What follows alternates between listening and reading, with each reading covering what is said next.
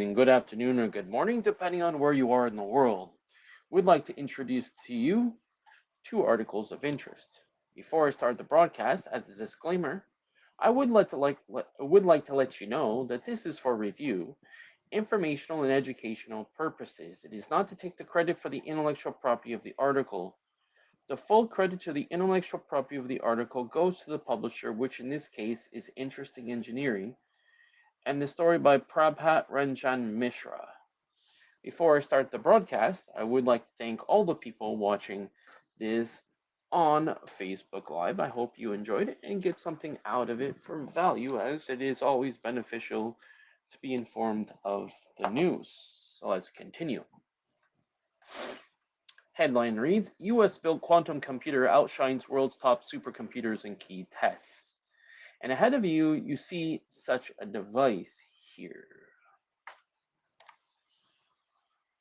Caption reads, US-built quantum computer outshines world's top supercomputers in key tests.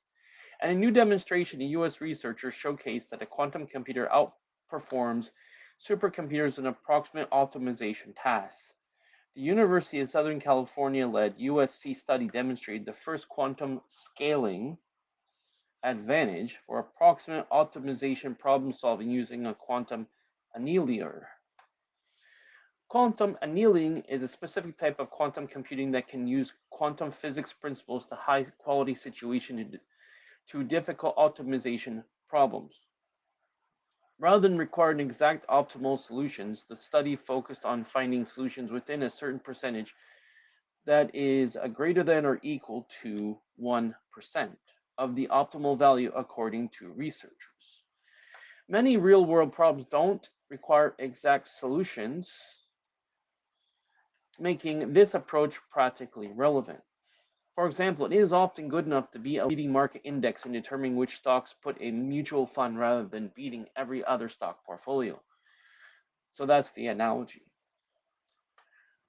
The way quantum annealing works is finding low energy states in quantum systems which correspond with optimal or near optimal solutions to the problems being solved, unquote, says Daniel Lidar, that is the corresponding author of the study and professor of electrical and computer engineering, chemistry and physics and astronomy at USC Viterbi School of Engineering. In the related video, How Quantum Computers Actually Work, Mind-Blowing Tech Explained simply, as per, and I'm going to pause this here, Veritasium.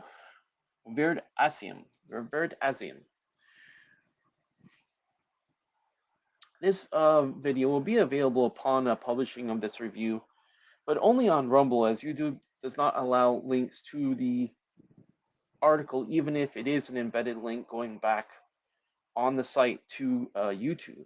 So what I'll do in the YouTube comment section, I'll actually put a link to my Rumble channel. So I have the name and the link. What you'll do is you go to my Rumble channel, you'll click on the link, and you'll be able to watch the video accordingly. Alternatively, you can actually access it in Facebook Live, okay? And then you'll be able to watch it that way as well. So let's continue on. D-Wave Advantage Quantum Annealing Processor used. Researchers use a D-Wave Advantage Quantum Annealing Processor to demonstrate algorithmic quantum scaling advantage. The processor is a specialized quantum computing device installed at USC's Information Sciences Institute. Like with all current quantum computers, noise plays a major role in spoiling quantum advantage in quantum annealing. Now, the team implemented a quantum annealing correction, or QAC, in D-Wave's processor to overcome this problem. It created over 1,300 error-suppressed logical qubits. This error suppression was key to achieving the advantage over parallel tampering of energetic cluster moves, that stands for PTICM as its acronym, the most efficient current classical algorithm for comparable problems. The study, published in Physics Review, later presented evidence for quantum annealing scaling advantage in approximate optimization. Quote, the advantage is relative to the top classical heuristic algorithm, parallel tampering with energetic cluster moves, that is PT-ICM. The setting is a family of 2D spin glass problems with high precision spin-spin interaction, said researchers. The article goes on to say, quote, to achieve this advantage, we implement quantum annealing correction, or QAC, an embedding of a bit flip error correcting code with energy penalties that leverages the properties of D-Wave Advantage Quantum Annealer to yield over 1,300 error-suppressed logical qubits on a degree 5 interaction graph, unquote, added researchers in the study. With QAC, quantum computer exhibits a scaling advantage. The experiment demonstrated that with QAC, quantum annealing exhibits a scaling advantage over PT-ICM at sampling low-energy states with an optimally gapped of at least 1.0%. This is the first demonstration of algorithmic quantum speedup and approximate optimization. The researchers aim to extend the findings to denser, high-dimensional problems, and explore applications in real-world optimization. LiDAR said further improvements in quantum hardware and error suppressions could amplify the observed advantage. According to researchers, the experiment now opens new avenues for quantum algorithms and optimization tasks where near optimal solutions are sufficient. So that will do it for that first article. So let's go to the second article. And as disclaimer, as usual, I would like to let you know that this is for review, informational and educational purposes. It is not to take the credit for the intellectual property of the article. The full credit to the intellectual property of the article goes to the publisher, which in this case is Popular Science. You've probably heard of it before, right? And the story by Andrew Paul. Headline reads, Mathematician solves algebra's oldest problem. That's interesting. Most people's experiments with polynomial equations don't extend much further than high school algebra and the quadratic formula. Still, these numeric problems remain a foundational component of everything from calculating planetary orbits to computer programming. Although solving lower order polynomials where x is the equation is raised to the fourth power is often a simple, and he has ... there. Most people's experiments and polynomial equations don't extend much further than high school algebra and the quadratic formula. Still, these numeric puzzles remain a foundational component of everything from calculating planetary orbits to computer programming, as I mentioned before. Now, although solving lower order polynomials where x in an equation is raised to the fourth power is often a simple task, things get complicated once you start seeing powers of 5 or greater. For centuries, the mathematician accepted this as simply an inherent challenge to their work, but not Norman Wilderberger. According to this new approach detailed in the American Mathematician, or that is the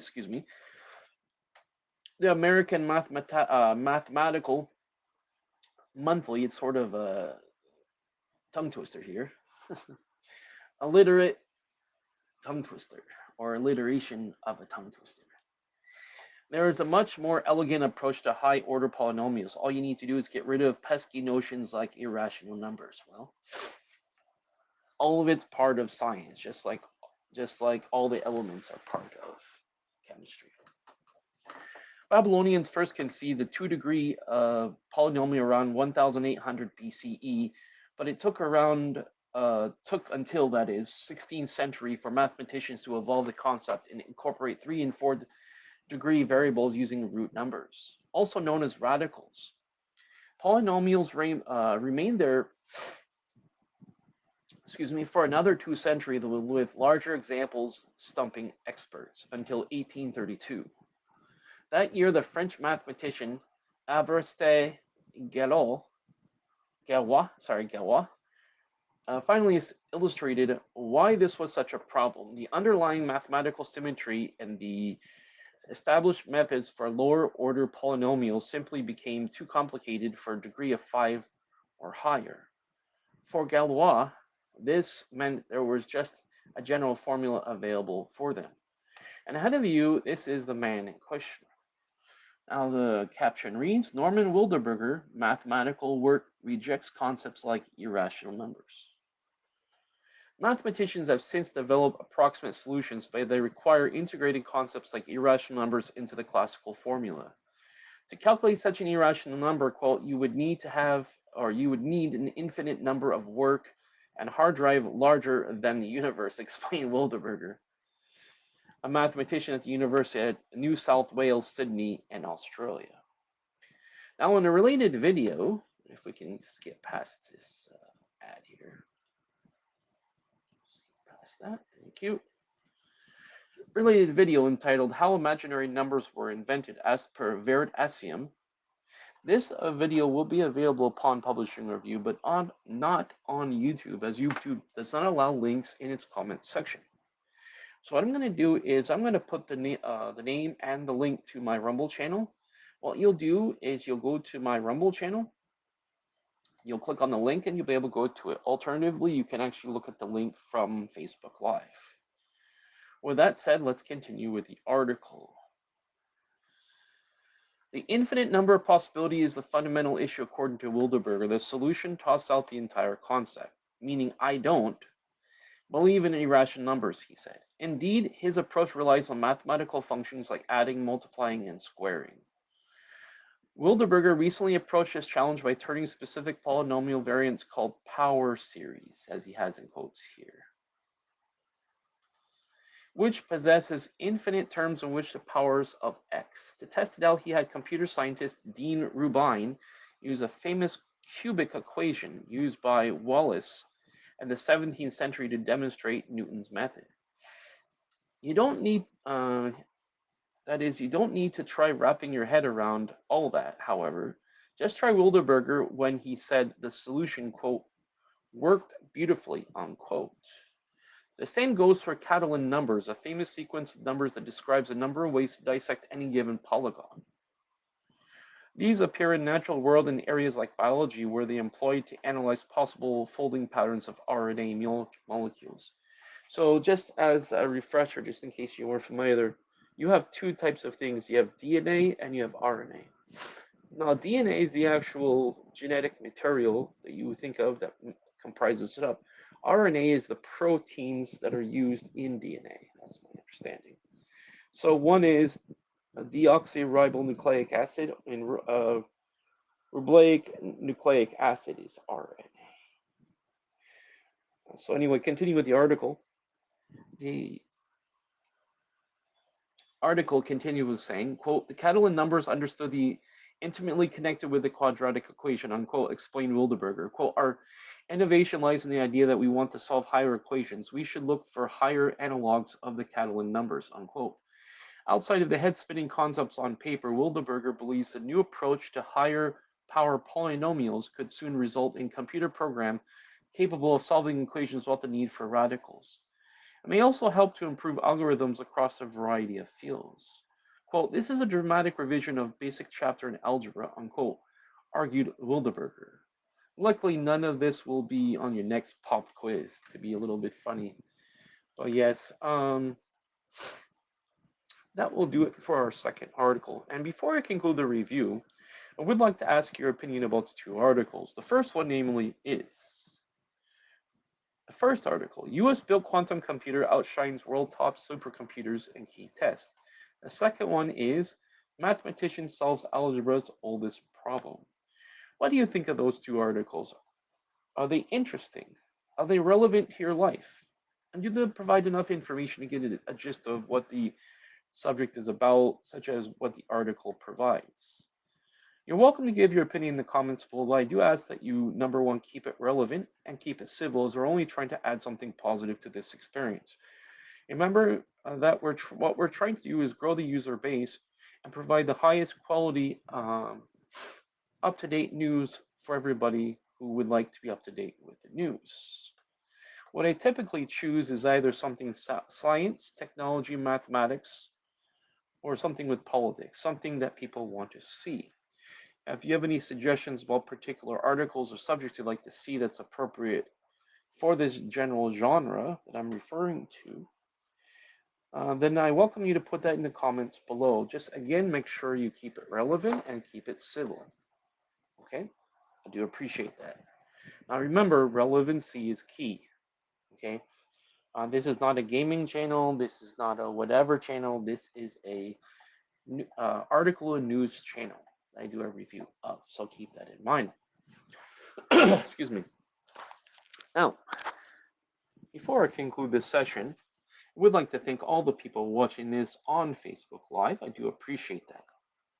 And also for all the people who watch the recorded version on Facebook Live, what I'd like you to do is please click the thumbs up on the video. That way more people can see you as a value and they're able to benefit and be informed about the news. And that way other people would be able to enjoy it too. For all the people watching this, the recorded version, not only on YouTube, but also Rumble and Dailymotion, what I'd like you to do is please click like on the video. That way I'll be pushing the algorithm and more people would be able to view it and enjoy it. If you haven't already, please click the subscribe button. That way you'll have access to all the content on my channel, as I certainly do have a variety of content on this channel for you to view and enjoy. And it ranges from product reviews. So if you have, I do reviews of product and services. So if you have a product, a bona fide product and service you believe is valuable, you'd like the other people to know, you're welcome to inform me about it, and I can actually test out the product or service. And if I think it's up to the standard, I'd be happy to put it up there. Please can contact me for further details. Also, I'm doing gaming reviews, which is gaming run-throughs. So I'll have a variety of games in the future I'm doing. I'm just doing DDO for now. Also character builds for DDO. Also, I'm doing course reviews. So I do course reviews and course overviews for the course review part. That is the main parts of the course which you'll need to know. And the course overview is my conclusion. Excuse me, let me get some water here. My conclusion of the course, is it worthwhile to take, whether paid or free, and why? And then finally, I'm doing AI content. Now, with AI content, I'm working actually on fan fiction. That'll be one aspect that I'll be working on later. That's in the woodworks. I may or may not include that, but that's something I'm working on. And also, I'm working on content that includes high fantasy, science fiction, action adventure, and finally, mystery. So I'll be working with an AI engine to put out the content that immerses you into the experience and immerse you into the story that is. And we'll show you how the AI is thinking, making decisions, and you can see its quality in terms of its creativity and other formalities in terms of how it does things step by step. So I'd like to wish you a great day wherever you are in the world. Take care, and I'll certainly talk to you next time. Bye for now.